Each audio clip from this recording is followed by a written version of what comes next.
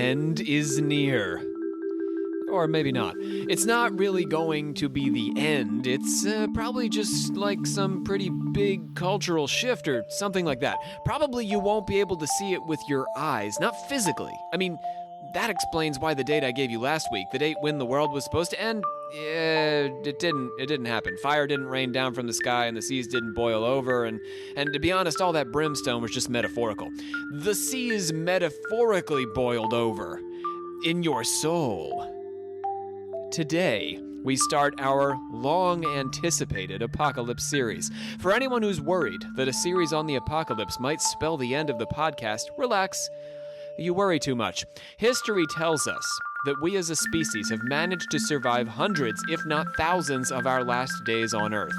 The question for the next 8 or so episodes is going to be, why do we make these predictions if they expose us to such fantastic and humiliating failure? Why do we like to imagine ourselves in the end times? And has there been any truth to the apocalyptic predictions that have led up to this day, when we're all still here, carrying on like always?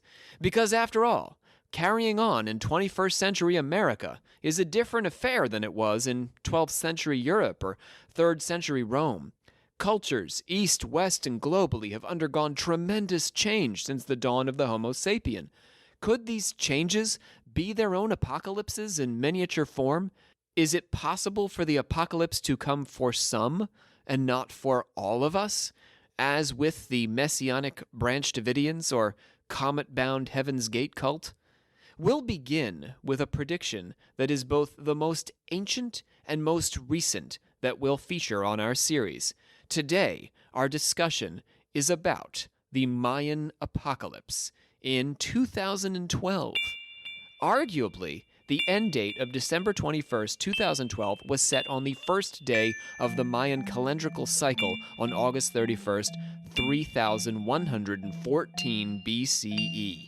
But it only entered our modern culture in about 1966 and didn't become popularized really until after the Y2K scare of 1999. Some of our listeners may remember that fateful Mayan end times winter solstice 7 years ago. I was months away from defending my dissertation, and the spiritualist community I was working with, who seemed to know their stuff on all things alternative religion and the New Age, wasn't too concerned about it, so I didn't pay it much attention. I just carried on. Still, plenty of people were concerned, or at least interested, in the 2012 phenomenon. In early 2012, there were, according to search statistics, 150 million hits for the term 2012 and other terms related to apocalypse. As it turns out, nothing happened, or nothing seemed to happen. But the theories behind the Mayan apocalypse are staggeringly creative and tell us a lot about the relationship between the indigenous and the colonizer, the ancient and the modern, and our fantasies of species-wide transformation. Today, we're talking an ancient Mayan, postmodern American, New Age prediction that may or may not have come true the year Adele's Rolling in the Deep beat out Bon Iver, Katy Perry, Bruno Mars, and Mumford & Sons for Best Album at the Grammys. Daniel Day-Lewis was Abraham Lincoln, and Jennifer Lawrence was a person in Silver Linings Playbook. What were you guys doing in 2012? I honestly don't remember. You don't remember the year, the whole year? No, I don't remember, Y2K. I know I remember of it, but I don't remember it happening. All right, so 25 years ago. How old were you? 3 in Y2K? What would you remember? No, but I'm saying, I never remember anyone talking about it until I got older. Well, what about 2012, though? You were older then. No, that's what I'm saying. None of this shit. Sorry. I feel like for being, so into conspiracy, you never hear about any of this till way later. How about Dan and Brooke? So, funny story, actually. I was super into conspiracies as a child. I guess I still am, but I'm smarter about it now, I suppose. And I distinctly remember the night before, so December 20th, I took the time and laid out on my front yard and stared at the sunset in about as music video fashion as you can get, and I contemplated my life at 2012. What did you expect would happen, Dan, out on the lawn there? I can't say. I was reading things about crashing into a mystical planet, about spiritually exploding, and a lot of strange things. And let's see. So like a Melancholia scenario where a planet is coming and colliding with ours and Kirsten Dunst is naked? Yeah, I was fully expecting a Majora's Mask-esque death. Oh, there you go. We're getting the references all over the place. for nerds of all stripes. I'm pretty sure I was listening to The Bends by Radiohead. Just laying out, being like, Mom, yep, this is it. And she was like, son, why are you doing this? Come inside, it's cold. And I was like, Mom, I'm dying. Brooke, were you out on the lawn? No, I wasn't out on the lawn, but I do remember the night before, it was December 12th or the 21st? It was the 21st, but there were various predictions, so... Okay, well, the most popular one, I remember I was with one of my best friends at the time, and we were pretty much just living life the best that a 13-year-old could at the time. We were watching movies and staying up late, pretty much just waiting for our end to come. So you were expecting apocalypse, too. Oh, I was totally expecting an apocalypse. I don't remember it being the people around me did not talk about, I mean, I was in high school. Maybe so you were too old. That was uncool. I was trying to graduate, so maybe Me too. I was trying to graduate as well. About it. All right. Well, as you can hear, we've got an interesting crew here today. My name is Rob. You're used to me, Rob C. Thompson, Doctor of Things Occult, and I guess Things Apocalypse for the purposes of the next couple months. Joined as always by Olivia Litterall. I am the Supreme Hierophant of the Order, and Olivia is our Grand Master of the Alchemical Actors. Hello. And we've got our two neophytes. We decided that to get us going with the apocalypse, we wanted to have people that we could sacrifice if we had to. Young blood. Like if things got real, if planets started colliding with ours, we needed a couple of new people that people would miss. Yeah. Yeah. So we've got Dan Rosendale. Hello. Glad to be here. Dan, you've probably heard doing voices on some previous episodes. Dan, when did you get started doing voices with us? About a year ago? Rob approached me during a class, and he was like, hey, I have this podcast, and we're talking about Nazis. Do you want to do some voices? And I was like, that sounds completely safe and not sketchy. Yes. And Dan was the youngest, I think, person on our crew, and he played an old man, as I recall, the oldest character that we have voiced. Yes, much to my throat's demise. And we've got Brooke Mayoral. Am I getting that right, Brooke? Yes, that's fine. Who is actually a Spanish redhead. Hi. So the most ethnically correct student I could find for the Mayan apocalypse. She's also a ginger folk. Yes, but I don't look Hispanic at all, as I'm very pale. Pale ginger folk. So that's all right. It's a podcast, so no one needs to know.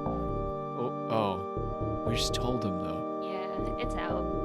We, the members of the Secret Order of Alchemical Actors, do solemnly commit ourselves to a full and honest telling of the history of the occult as far as we know it. Oh, we need to. That felt a little bit like we're in Sunday school now, Olivia, and we're trying to get the Lead kids, the choir of yeah, kids up on teach the kids the yeah. prayers and stuff. Yeah, that's all right. That's okay. You guys will get it. That was not terrible for your first round.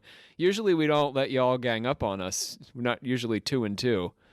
We leave somebody to linger with a neophyte, but now we've really balanced ourselves out here. Just threw you guys in there. This is the Sunday school of occult confessions today. Which is weird because we're not talking about Jesus. We're talking about the Mayans. Right, and we publish on Fridays. So let's do the 3 plugs. Plug. You've been thinking about that, haven't you? No, that was very organic. Oh, okay. Thank you. Let's talk about sources today. Our sources are very important because we're going to be spending a lot of time talking through and interrogating them. We've got Michael Barkun's Apocalyptic Expectations, which is providing some context for me. And then we're going to put 2 sources sort of in conversation. The first is Gaspar Pedro Gonzalez's 13 Baktun, Mayan Visions of 2012 and Beyond. And Gaspar Pedro Gonzalez is actually Mayan. And Jose Argeles is not Mayan. His book is The Mayan Factor, Path Beyond Technology. And Jose Argeles is really the major articulator of the Mayan apocalypse theory. He's not alone. We'll talk about some of the people who were around him, but he had the fullest articulation, so that's why I wanted to use his book. Let's talk about our patrons next, our favorite people on Earth, other than the alchemical actors, of course. Well, maybe we like them better. So we've got Moseo. Welcome to Moseo, or Moseo. But I like the first one, personally. It is the Mayan day. Amy M. Amy M. Also Jesse A. Jesse A. Yeah, new friends on the Patreon. Welcome, and we do encourage the rest of our listeners to think about joining us. The patron crew is growing, and we are publishing now monthly episodes on special series just for our patrons. So go ahead and check that out. Dive on in for any monthly dollar amount. You too can get those special bonus episodes. Do you have anything to say about merch, Olivia? Oh, I was going to say rock and roll. Rock and roll. That's what you can find if you join our Patreon. You can find that rock, also roll. Yeah. I was just plugging what we're doing over there. And merch. Merch! Yeah. So on our website, you can order merch from us. It's like, what, 20 a shirt? 20, yeah, a couple bucks for shipping, but yeah, it's pretty cheap compared to some other podcasts. Yeah, and you'll get your own little shirt with Occult Confessions. If you see our Instagram at all, we're like always wearing it. So Always repping the brand. join the fam. And if you buy something, send me a picture of you in it and we'll post it. Isn't that fancy? Gotta share the love. Gotta share that love. Blackheart. Blackheart. Let's close up the plugs. Plug. Ooh. The first one was, crescendo of, anyway. Of plugs. Yeah. Yeah, that was sexy. Ooh. Let's get down to the 2012 phenomenon, shall we? So we're going to start Not so sexy. the 20 I don't know, it really depends on how you feel about apocalypse. Some people, right, don't you bang at the apocalypse? Isn't that a thing? Like, I guess that's when you do a lot of cocaine and ball out, right? Right, not if you're 13, like Brooke. I mean, maybe if the end of the world is. I'm not saying dare everyone. What was your cocaine, Brooke, for the apocalypse? Like Coke? No, we didn't have anything like that. No Coca-Cola? No. Instagram. You had social media. It sounds more like Disney Channel was their cocaine. Disney Channel. All right. But you weren't scarfing down Cheetos or something? No, probably like pizza and whatever my friend's mom would make us. Oh, so healthy So just food. A normal. Just a normal night, really. Yeah, but with lots of Instagram. Yeah. That because that's what you would miss most. Post Yeah, to as your a left. As a 13-year-old, yeah. Textbook children cocaine. Well, you may have been right to be using Instagram because there's an argument that the technology was going to blink out. But anyway, let's get to the 2012 phenomenon, shall we? So we're going to talk broadly to begin with just some ideas that were being tossed around about apocalypse and 2012 before we drill down into our two theories that we want to explore from the Mayan perspective and from the outside Mayan perspective. So let's start with where this whole idea comes from. The Mayan Baktun, which is a sort of set of time, is a time period that lasts 144,000 days. Interestingly, that is the same number of the righteous who would be saved in Revelation, in the biblical book of Revelation. But that's an episode for another day. 13 Baktuns. What's going on there? That made me uncomfortable. 13 Baktuns comprise the Mayan long count, which is exactly 1,872,000 days. Didn't have that written down, did that in my head. I'm lying. The long count, but you were going to let me do it, weren't you? No one was going to call me out. You PhD. I don't know. Yeah, that thing is just a piece of paper, huh? Really? And it's not in math. I can't do math at all. I took calculus in college. That's the last time I've taken a math class. I can't do calculus now. Same. Right?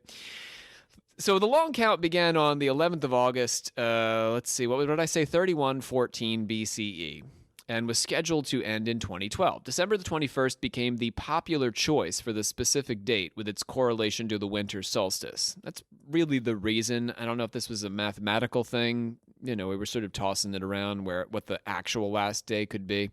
The long count calendar was in use during the Mayans' classic period from the year 250 to the year 900.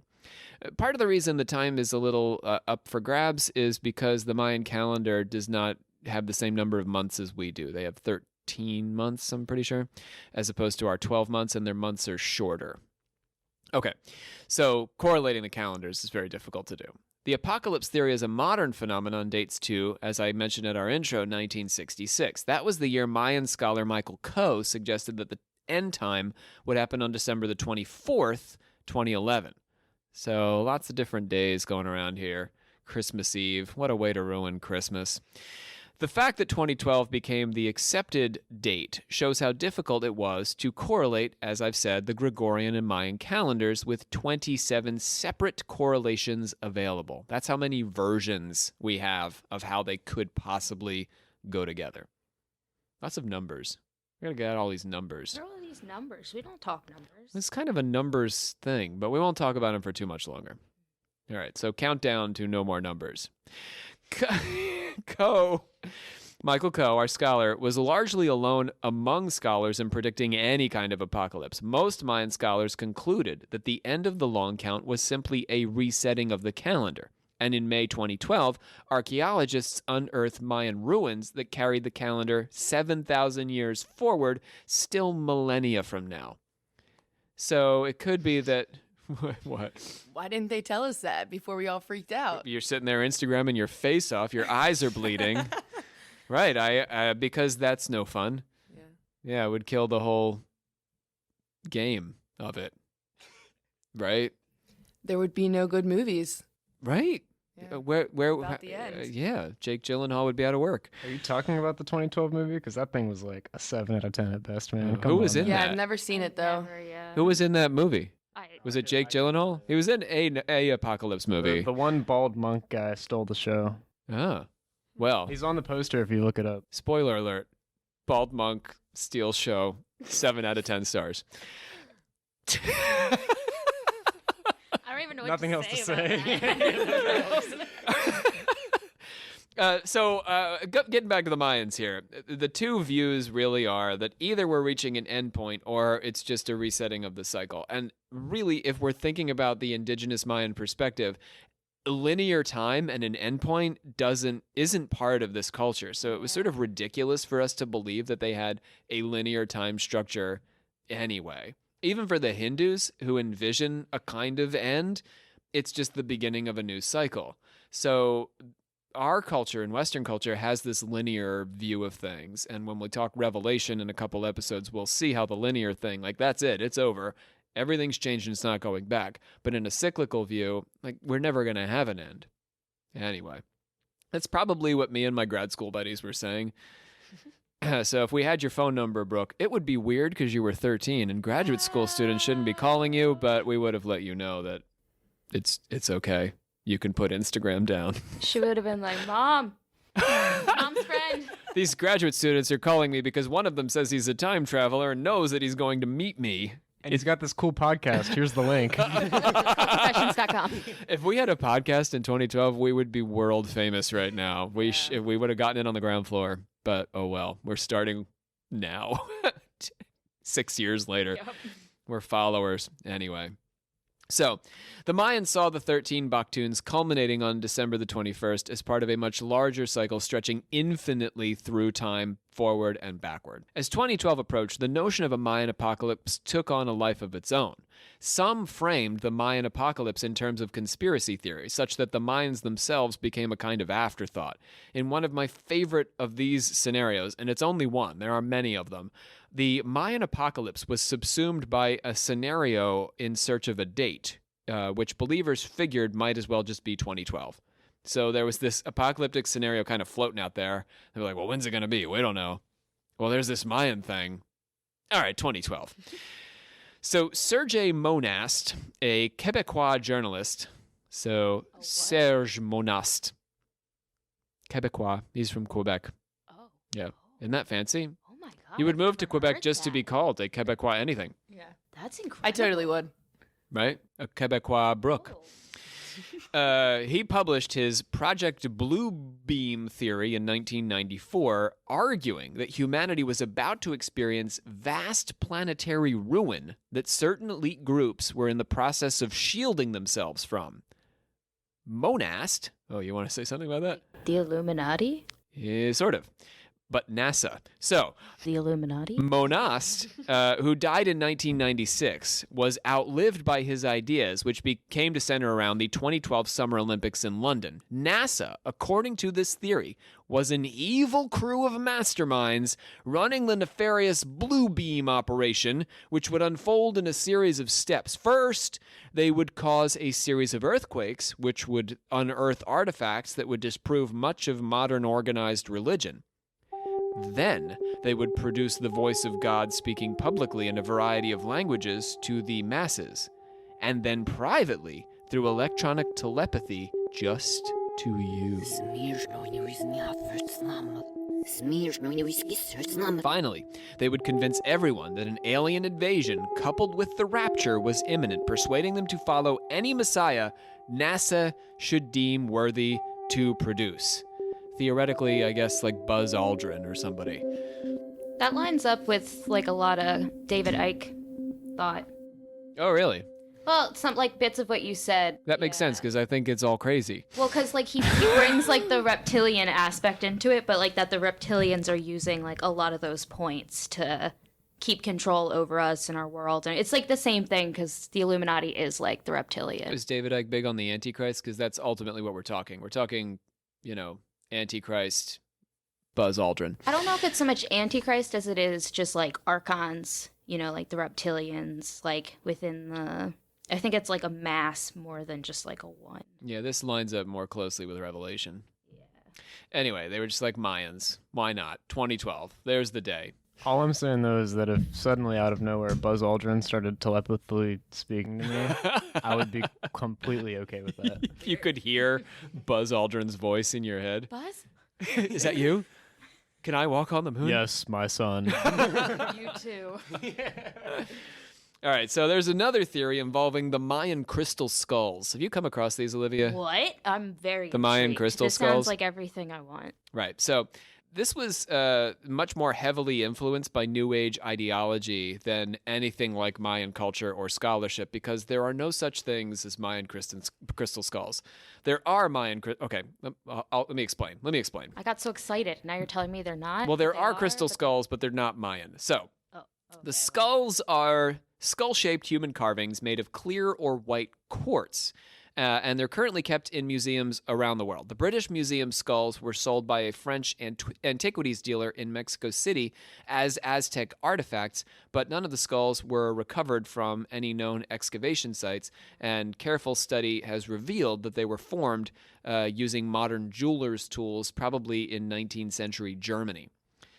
In 2008, the Sci-Fi Channel, which we don't talk about enough, I think, on Occult I'm a Confessions. Big fan of the Sci-Fi Channel. It's where you can catch what's that movie about killer sharks?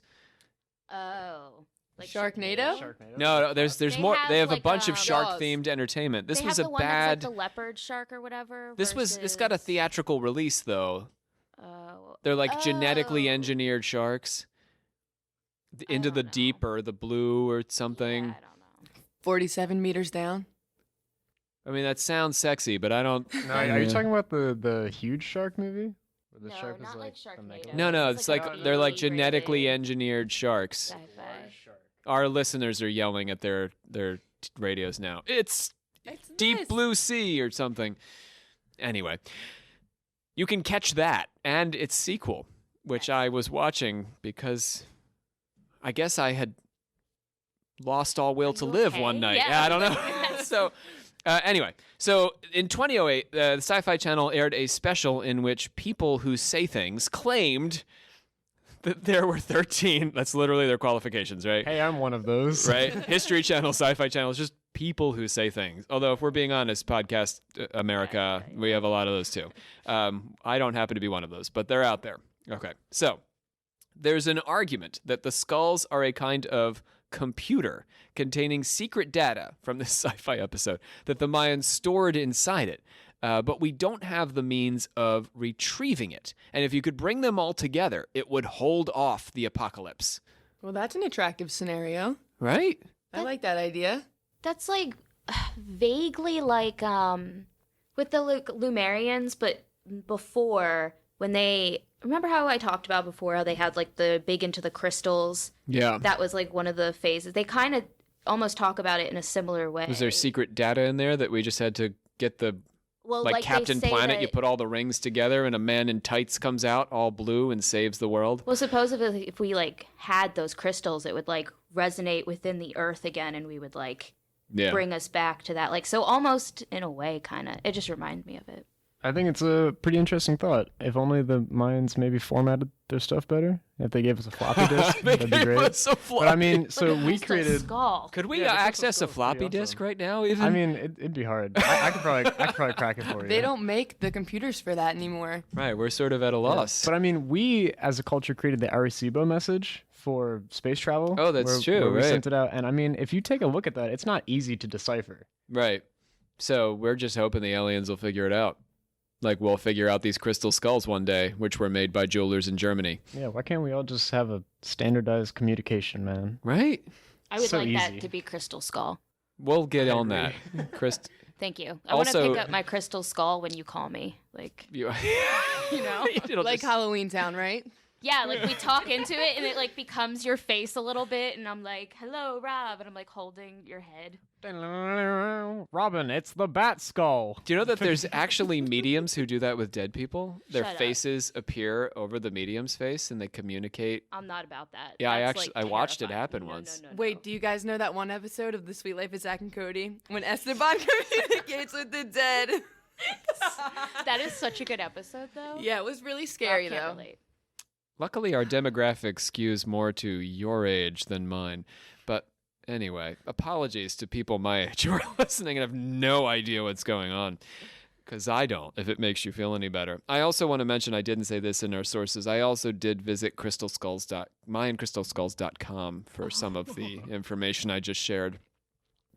Can you get one on there? I guess you can't. I don't know. I didn't try, but we It's can. in high demand, I'm assuming, Yeah. if they're mine. They're not sponsoring us either way. A turn to the indigenous and the ancient suggests a dissatisfaction with the products of modernity in the Western world. Science and democracy appear to have failed us. Science has given us cancer-causing chemicals to put on our food, world-destroying weapons, and devices that fracture our attention and spy on us, transforming us into data points in a marketer's spreadsheet. Democracy has betrayed our values, turned its back on the needy, and become hopelessly entangled in arguments without solutions while the fires burn and storms rage and lives are destroyed. The classical Mayan view, outside the timeline of Western civilization and before the advent of the scientific and industrial revolutions, offers a counterpoint to the failings of our modern world, which seem to be leading us closer and closer to the brink of some great ruin. So yes, crystal skulls kind of goofy, NASA theory kind of weird, but this is a legitimate complaint as well, if we want to read it as an indigenous critique. That gives us a glimpse of the culture around Mayan apocalyptic visions, but now let's get to the visions themselves. Our path into the actual prophecies, if we want to call them that, is going to be comparative, as I mentioned at the beginning. We're first going to look at the most famous iteration of the theory from Jose Arguelles, and then compare it to the perspective of an actual Mayan who tackled the problem of apocalypse to see what holds water and what is just wild speculation. Let's start with Jose Arguelles.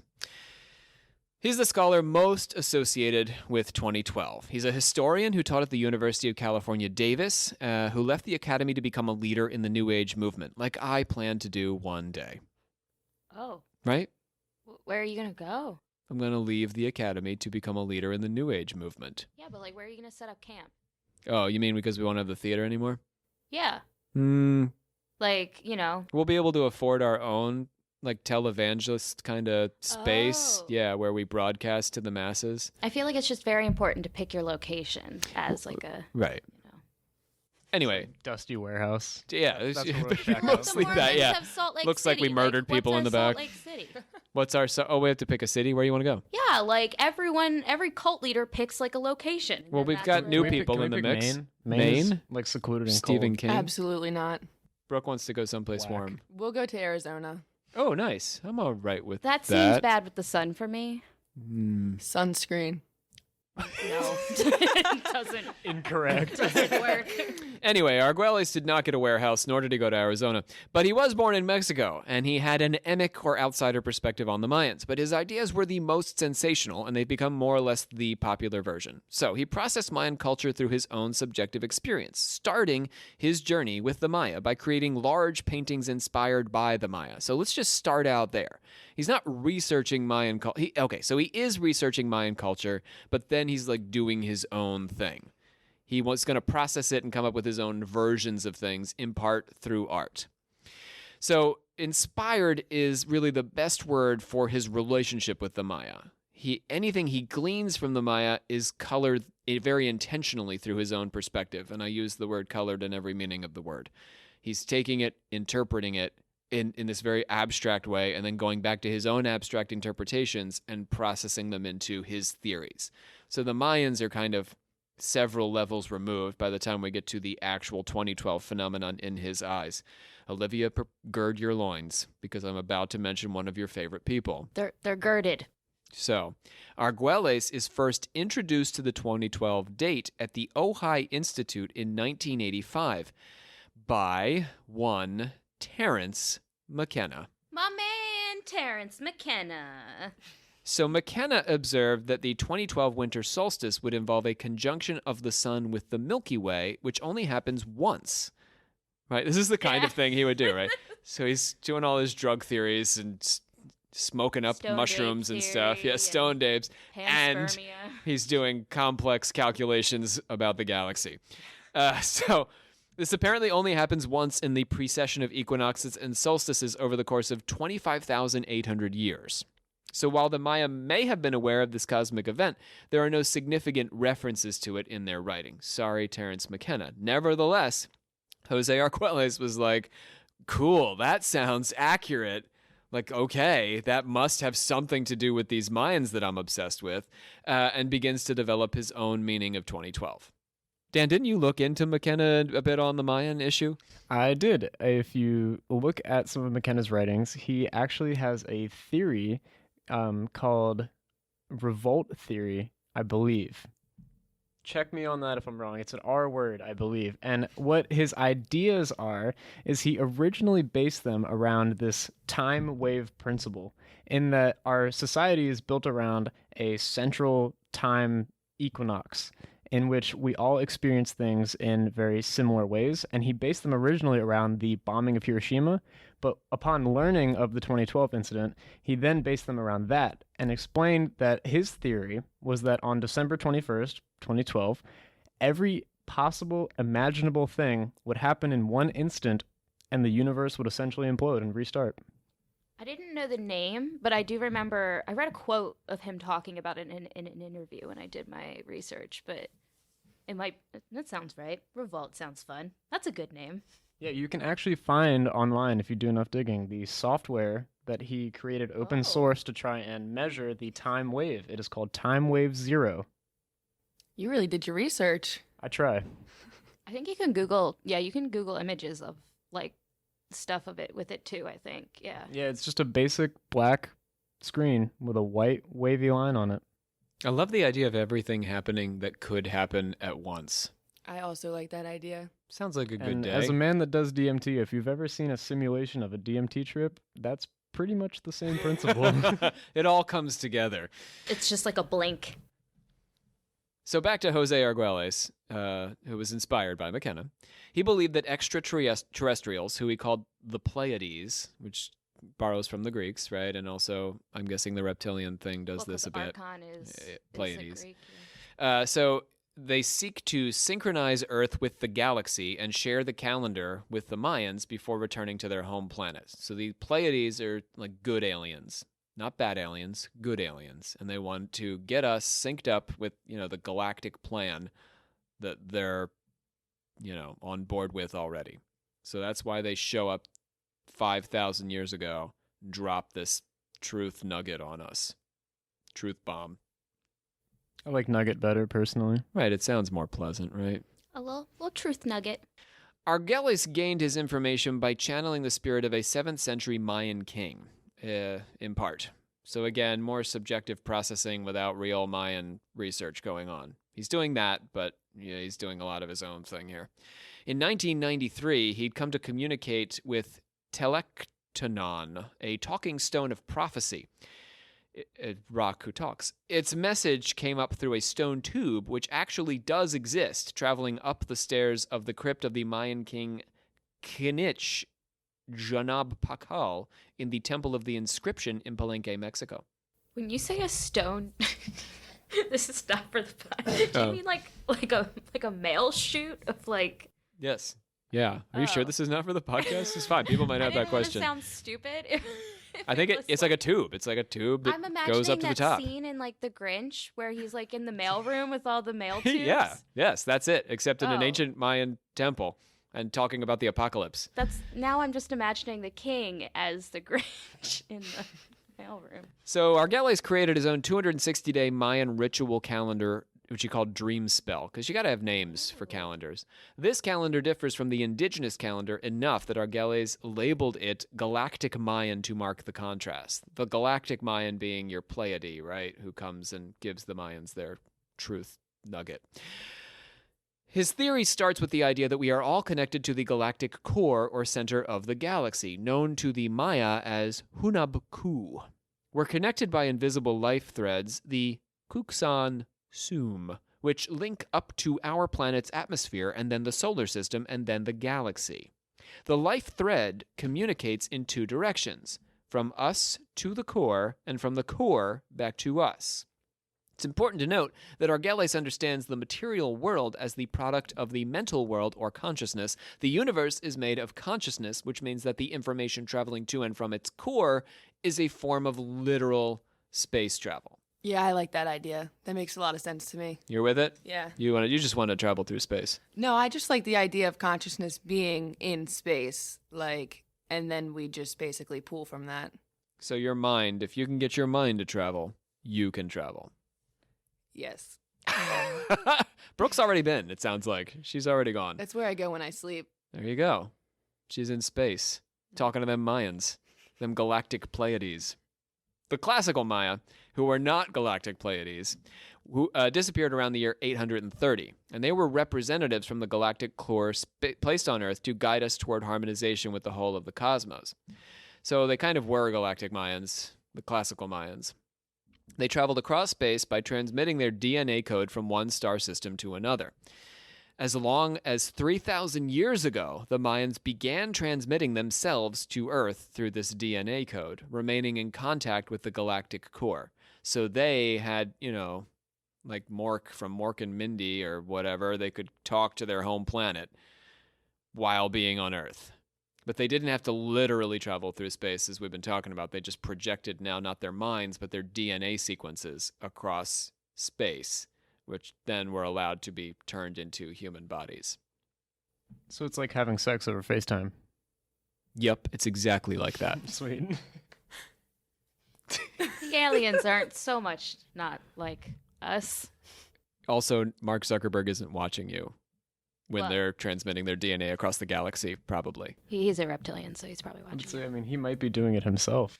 With their guidance, our vibration is meant to sync up with the vibration of the core as we evolve and develop. So we too can make contact with the core. How?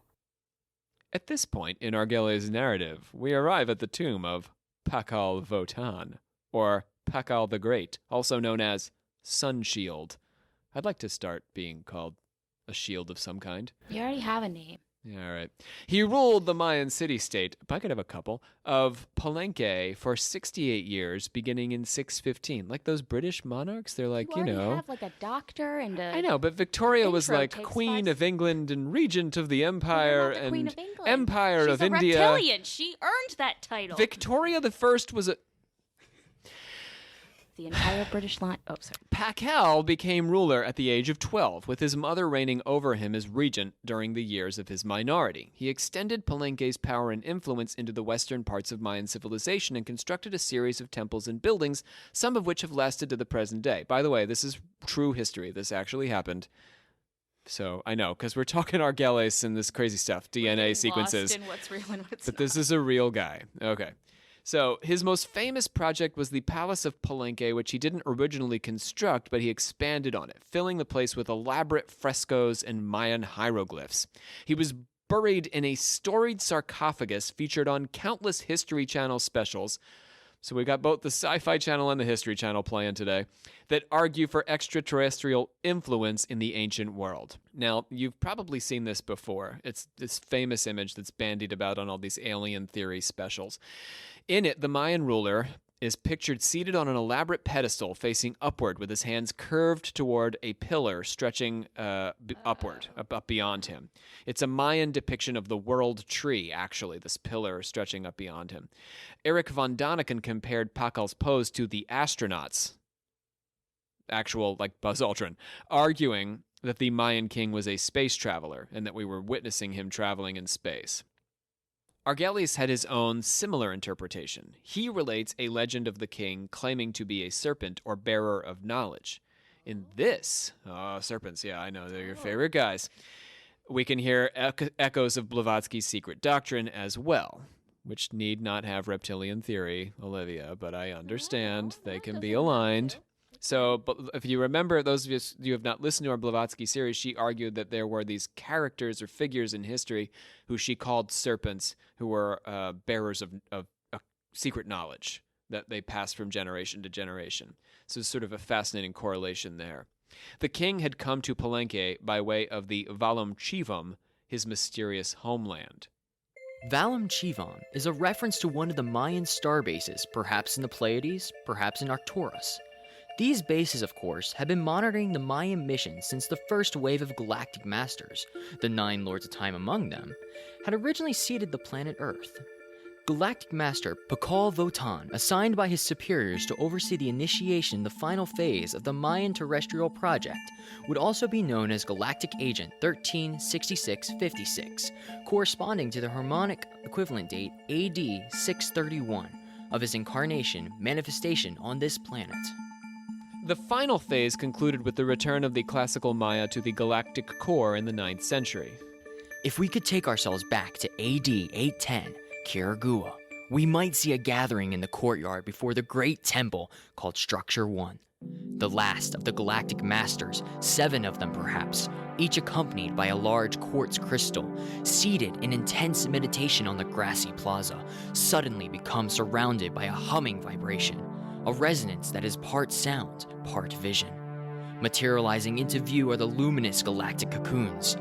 The cocoons first hover above the galactic masters, then slowly enclose them. The vibratory hum increases, blending with the ceaseless symphony of the omnipresent jungle. At first, imperceptibly, then as if it were a scene changing in a dream, the vibratory cocoons fade and disappear. A hushed awe overcomes the small gathering, which disperses with an air of solemn purpose and dedication. The Galactic Masters left behind instructions for humanity to retrieve galactic information and achieve alignment with the greater community of a galactic intelligence. Apocalypse, in Argelis' terms, is the product of humanity reaching the zenith of materiality, which happened with the atom bomb. So we've reached the fullness of materiality.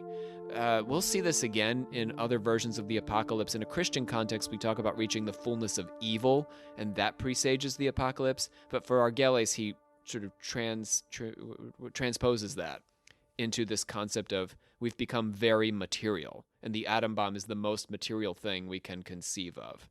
The scientific revolution brought on the industrial revolution, which brought on democratic social revolutions, and finally all of these forces created that bomb. Happening in tandem with this was a slightly less dangerous activity of enhancing global communication and space exploration. Buzz Aldrin strikes again. We're at a transition point in which the old paradigm of scientific materialism is being fully realized and reaching a conclusion, and the new paradigm of a resonant field of planetary consciousness is rising up to replace it. In the last decade of the 20th century and first decade of the 21st, these forces existed together in great tension. Ultimately, though, with 2012, the old paradigm will give way and the new paradigm will take over. You got me? So we're feeling, well, we did feel, not anymore. We're good. We're in the clear now. But pre-2012, we were feeling the pinch point of being fully material, but also the seeds of the next thing. Another way to view this is that nuclear bombs, the culmination of scientific materialism, upset the balance and resonance of the Earth so that the Earth, which is a living, breathing, conscious organism, by the way, Gaia theory, which I think we'll tackle in another series. We're certainly not today. But lot. that is part of Argelius' idea. We're talking about ending the world, not talking about breathing with the Beginning. world. Yeah, right? Yeah, that's a whole other can of worms, right?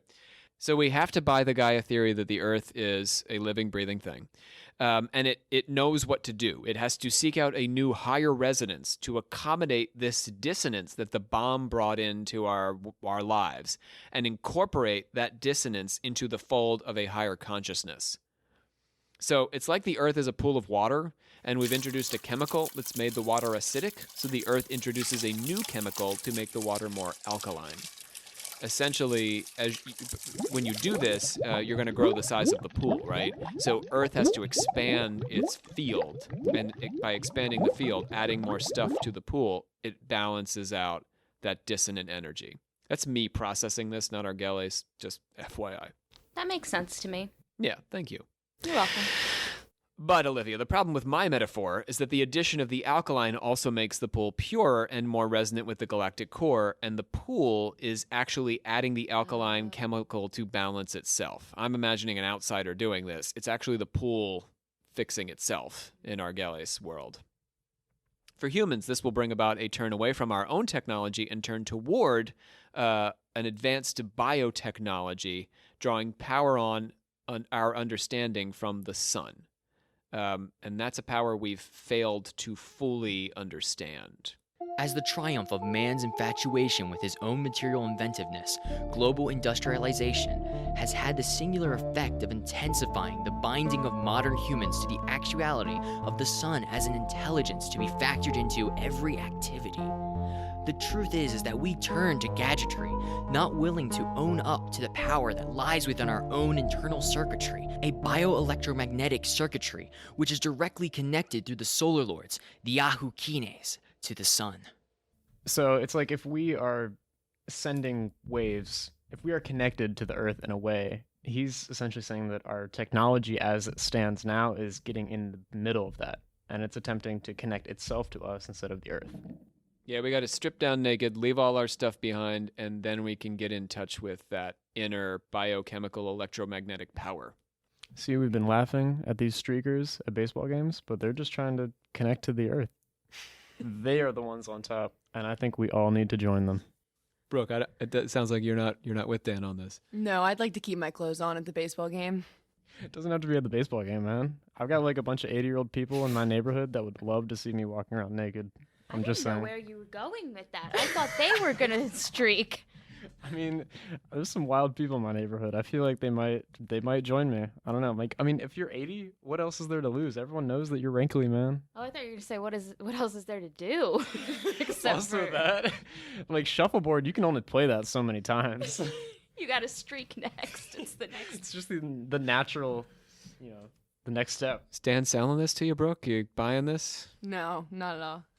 Brooke's keeping her clothes on, man. Sorry. If you were 80, you might get it, but Yeah, you gotta be old.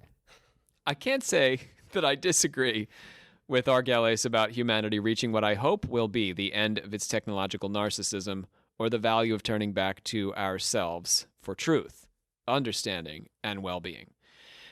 I'm, as Olivia will tell you, not big on technology, although oddly I have a podcast, but I actually think that this is like a callback to radio. We're sort of going back in time with podcasting and recalling a way of paying attention and being that's more ancient than what we're used to with our flipping around on all our different apps and stuff. So I kind of think podcasting is a way of using technology to push us back to a new way of to an old way of paying attention. you still have to be present. Yes, and you have to listen, Podcast killed the radio star. right? The video star. We're coming for the YouTubes. We're coming for them. Watch out, demonetization. Be on notice. Can't see us because we don't have videos. They just hear us. We're in your ears. So, And so is Buzz Aldrin. so it doesn't feel like 2012 was the turning point after all if we look over the last 7 years and technology has just gotten more and more invasive, right? Still, the advance of the organic food movement, the apparent turn toward experience rather than possession, right? Your generation, my generation, are known for devaluing stuff. We don't want stuff anymore. We want experiences. We want to spend money on a vacation rather than spending money on an Xbox. Yeah, I definitely have to agree that there has been a super prominent turn in the way we spend our money and our time. A lot more people that I've realized spend more money on, say, going to music festivals rather than asking for a new iPhone for Christmas. And, the whole idea of recycling, everyone's pretty much jumping on that. And, stuff that is going to be better for us in the end. What's your big spend, Brooke? What if you get a big payday, where are you going with that? I'll probably end up just saving it, putting it in my savings account. And Very responsible, yes. yeah, I'm working on that. But I will save it so that I can travel the world, because that's my goal. Okay, so you're going to treat yourself. You're going to treat yourself to travel then. Yes. Okay. See, this is what we're talking about. Is the turn to experience. We wouldn't necessarily felt this way in the 80s, the sort of height of materialism. We would want nicer clothes. Brooke would be out, getting her fancy shoulder padded jackets and stuff, and Hell yeah. freaking, I don't know. Hairspray. Yeah, it's just the hairspray budget alone. And the leg warmers, that's going to cost a fortune. So, but now we're not doing this anymore. There's less privileging of those sorts of things and moving toward experience. That seems to follow what Argelis is saying, and the steady rise of what I call the third way belief systems, which navigate around scientific materialism and organize religion to discover God and the soul as good things, right? So these are good things to come. They're pushing us in the right direction. I think it is a noted sociological fact that all three of these things are happening. People are turning to more what we would call occult ways of processing God and the afterlife. People are turning to experience. People are turning to the organic and away from the chemical and the technological in these areas. But yes, we carry around supercomputers in our pockets too. So little column A, little column B. So it just feels like Argelis is a little too sunny in his apocalyptic predictions, given how chaotic the world around us feels today. He's also clearly many steps beyond anything that feels historically or culturally Mayan, especially when we're talking about extraterrestrials and space travel. So let's go ahead and switch gears now and talk about the Mayan perspective. There are Mayans who believed in the apocalypse. This is true. Hunbat's Men is a New Ager and also a Mayan and taught aspects of the 2012 doctrine. Hunbat's Men believes that Maya can trace their origins to Atlantis and that we are approaching what he calls a new Itza age. Some Mayans, namely the Lakadan Maya, believe in Zutan, a cataclysmic cutting, burning, and destruction of plant life that they differentiate from the Christian apocalypse taught by missionaries. These beliefs align with actual deforestation being experienced by the Maya right now. The Guatemalan Civil War contributes to contemporary Mayan ideas about a period of destruction and renewal. So what's going on in actual Mayan territory, historical Mayan territory, looks pretty apocalypsy today. Let's turn to Gaspar Pedro Gonzalez now. So he's a prolific Conjobal Mayan writer, right, I tried, who was born in Pedro Saloma, Guatemala, and devoted an entire book, El Trece Baktun, or 13 Baktun, to the subject of the Mayan apocalypse.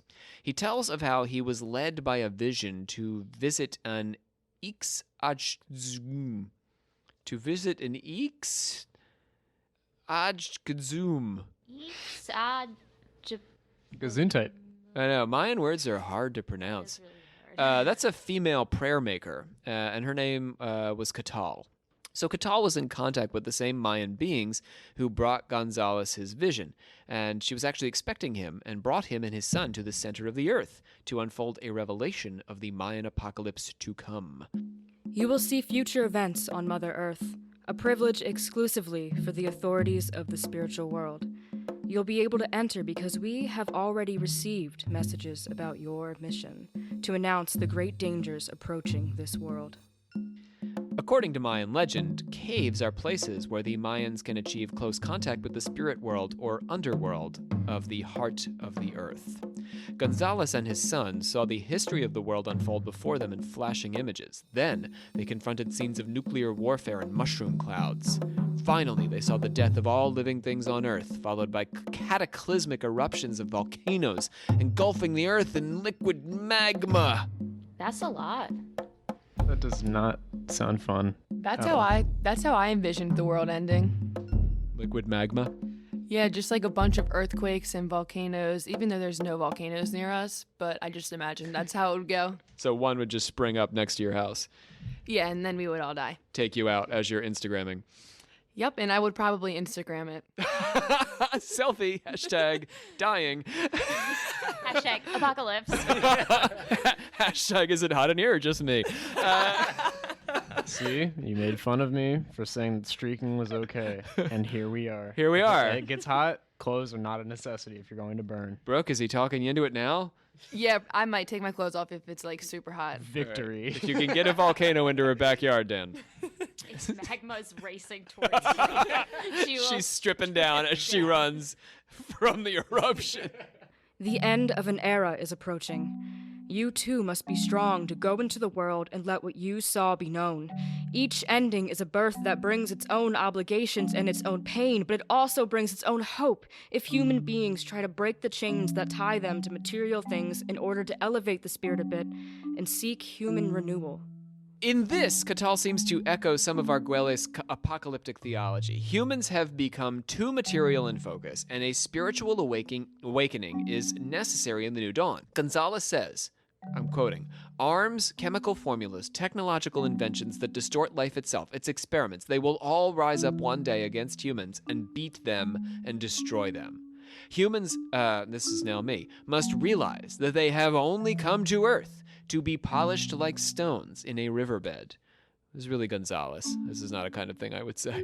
To grow in spirit, because the body will not last. Paraphrasing his ideas here. With this seems to match some of what Arguelles has to say as well. Gonzalez makes an important distinction between his ideas, though, and the New Age appropriation of Mayan culture. Our Mayan ancestors had access to many mysteries of life in the world due to their discipline, spirituality, and inquiring nature. But they were not extraterrestrials that returned to their planet when their culture collapsed, like is said. The culture has not collapsed. We Maya have never gone anywhere. So for Arguelles, these classical Maya came and went, and they're gone. But for Gonzalez, the very human Maya, not extraterrestrial Maya, give the impression of being extraterrestrials because of their advanced non-physical senses and intuition, capacities that many modern Westerners find to be alien to our way of being. So Arguelles is calling them extraterrestrial, but they're really just cool. That's just like people who do a lot of drugs consider themselves aliens because they have a better understanding of the world. Right. Slash are somewhat unable to process the world any longer. Yeah. Depending on the amount of drugs, right, Brooke? Yeah, and the kind of drugs, probably. Everything in moderation. In his theory, Arguelles separates the enlightened classical Maya from those that followed after 830. So this is not Gonzalez, not our native Mayan, this is our guy. After the departure of the galactic masters, the Maya were no longer in possession of their greater wisdom, leaving modern interpreters with the freedom to develop their own ideas about what classical Mayan art and belief was about. But this belief is itself materialistic. The classical Maya had great cities and buildings. The fact that the modern Maya live more modestly doesn't negate the fact that they're there. The end of Mayan civilization is a myth told from a Western materialist perspective about what it means to be great. So Arguelles, at the same time he's saying, oh, down with materialism, he's really using materialism to say when the Mayans were great and when they were no longer great. Well, look at how great they were. They had buildings and hieroglyphics. And today they're just hanging out. Where are all their fancy buildings? But Gonzalez is saying, wait now, we're still great. We are spiritually great. Culturally, the Maya continue on, and they've not hit any sort of decline. Gonzalez is saying that in reality, they have no such freedom. There is an unbroken line between the classical Mayans and Catal. So what I mean by freedom is the interpreter does not have the freedom to just say whatever the Mayans were. Current Mayans are still connected back to classical Mayans, and they are the ones who are the authoritative voices on this. Their wisdom remains, it's not left and gone to another planet, and we just have to ask them, and they'll tell us. So do you know any Mayans? We know Gonzalez. Okay. He's our man. Yeah, Gonzi and I, we talk often. Okay, we don't know him personally, but we do have his book, so we know what he thinks. So, what message can we take from the modern Mayans? Is apocalypse on the horizon? Has it come and gone in 2012, or does it still wait for us just a little ways up the road? With respect to whether it will be the end of the world, nothing is certain. The end of one cycle and the beginning of another are events of great importance for our culture. What of Gonzalez's vision facilitated by the prayer woman, the nuclear explosions and seas of molten lava that Brooke is worried about in her backyard, or maybe looking forward to? No, I'm worried. Okay, good. Surely these visions foretell a distinctly negative apocalypse. The world of humans is characterized by moving backwards in terms of values. The most astute, corrupt, and vile person is honored by the masses. Only the human hoards out of ambition and exterminates for pleasure. In this Mayan part of the world, even a tiny parcel of land is denied the original inhabitants for cultivating their corn. These factors have brought us to the brink of destruction, but we are able to turn things back if we can only turn inward, away from the material toward ourselves. We must stop giving power to leaders who only give us empty promises and commit terrible acts in our names, and we must honor people for their works rather than their fame. This is Gonzalez writing before the year 2012. How true it is 7 years later. We must fight our own demons and stop conducting wars across the ocean. Oh boy. We must strive to end inequality between us so that the poor are not doing the work for everyone and the rich sit back and collect the fruits of their labor. We can definitely hear an indigenous Mayan perspective here, people who are being oppressed and pushed down by the wider Western culture. Then, and only then, there is hope that we might avert a cataclysmic apocalypse and attain a beautiful transformation into something better. Each individual human brings as an inheritance the seed of goodness that claims its space within, in that spiritual realm that we've spoken about. Because of that, in spite of the mistakes in our journey through the world, we continue to have faith in the human being, to love in the corners of human sadness, in the midst of desolation when everything is already finished, to love when we don't receive love. That is the love that was missing in our world. True that. Amen. As a native Mayan writing from the perspective of Central Americans who have been beset by civil war, corrupt leaders, and abused and taken advantage of by first world governments, Gonzalez is understandably less concerned about the more abstract enemies of materialist science and technology that Arguelles attacks in his vision. I'm more worried about iPhones because they're everywhere for me, but if we were having a civil war in Brooke's backyard, I would be worried about that first and iPhones second, right? But Gonzalez agrees with Arguelles that a turn away from the material is essential to develop a higher morality that encourages us to love and care for one another. Whereas Arguelles makes us feel like we are in the midst of a cosmic change in the Earth's consciousness that is happening beyond our control, Gonzalez puts the burden on us to change ourselves. If we overcome our narcissism and petty disregard for each other's lives, we might avert a catastrophe. And in averting a catastrophe, we may just bring about a great positive change for all people everywhere. That pretty much just lays down the law. I totally agree with all of that. Maybe the real apocalypse was within us all the whole time. Wow. It's deep, man. I can't wait to go to your slam poetry open mic night. Yeah, it's 1 o'clock in the morning. There'll be 3 people there, including my grandmother. Is the theme apocalypse? It could be. Will your grandmother streak it? I'm pretty sure she has it in her. Only if there's a volcano. Let's open up the order of confessors, shall we, Olivia? It's open. Do I normally do a noise here? No, you don't ever do a noise here. Oh, you looked at me very, expectantly? I always look at you that way. I like to keep you on your toes. So we have Charlie Cunningham Art. I'm sorry, what was that? Charlie Cunningham Art. Okay. He likes the in-depth research and has particularly enjoyed the Soul series, which doesn't get enough love. Yeah. Yeah. I see you out there listening to us, You understand. confessors. And I know you're not listening to the Soul series. Why? It's my favorite. You do really like that. I love that series You because always I prove that we complain have a that- soul. That's the most, but it's the least listened to part. Everyone wants Satan all the time. They really like Satan. We love you. We understand. We'll feed you Satan, but can you please listen to the Soul series? I love Satan too, but sometimes you just have to take a break for the soul. Right. So we've been getting some thoughts from folks out in the Insta sphere, and we've been getting these fantastic comments.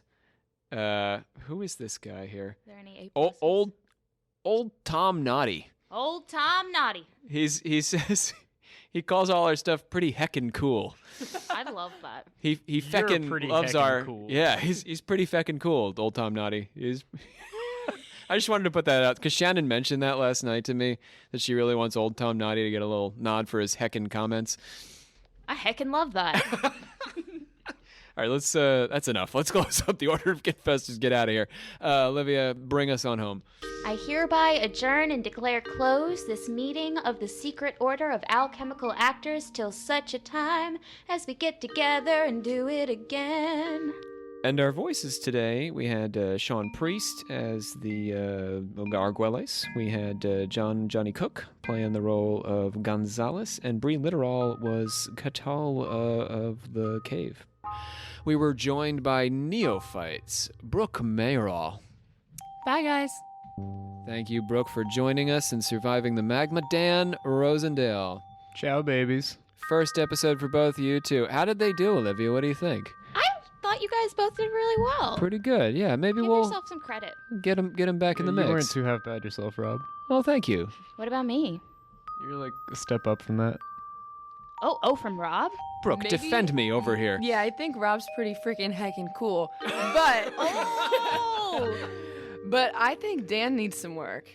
Oh. You're right. Yeah. I won't, I mean, I talked about like streaking with my grandma. That's like a bottom of the barrel topic. Maybe a coffee next time, not an app. Oh, all right. Coffee, not an app. I have no idea what that means. Noted, but will not be It was followed. a reference to before we... Oh yeah, yeah. Before we got started, Dan informed us that he had chilled out a bit, and Brooke wound herself up with extra caffeine, so they were both going in opposite directions Just trying Just both coming now. into the It's a episode. social experiment. I'm joined by Olivia Litteral, as always, our Grandmaster of the Order.